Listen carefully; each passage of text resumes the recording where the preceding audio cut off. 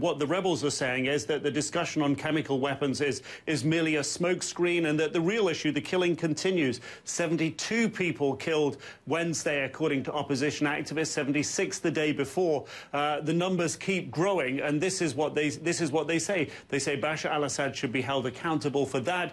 They want him removed. So this really, the sort of Russian initiative over chemical weapons doesn't address the core issue, the fundamental issue that the opposition has been pushing for, and that's the removal of President Bashar al-Assad. So it seems to fall, even at the beginning when these opening discussions, seems to fall far short of what they're willing to settle for, John. On the positive side of the ledger, at least for the opposition, the rebel fighters, there is word now that the US has really stepped up a supply of weapons to rebel fighters over the last couple of weeks.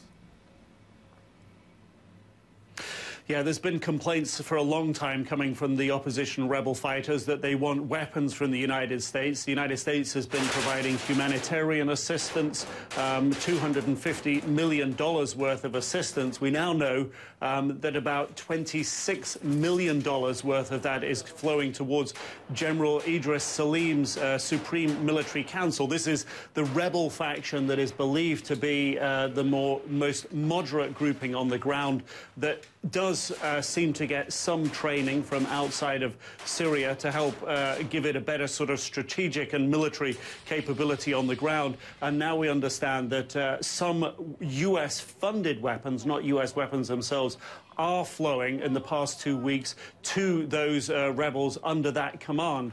Of course, for the rebels, they've been demanding this for a long time. We also understand that things like military vehicles, sophisticated communications equipment, medical kits, sophisticated medical kits for the battlefield are also being supplied. But for the rebels, they've been asking for this for a long time. And although they're not making official comment about this so far, the sense is that really this, at this stage, to turn the tide in the battle, too little, too late, that's going to be a question on a lot of people's minds, John.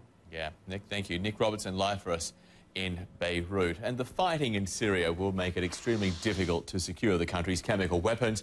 You get more on that and the rest of the developments in Syria. You can find it at our website. It's at cnn.com.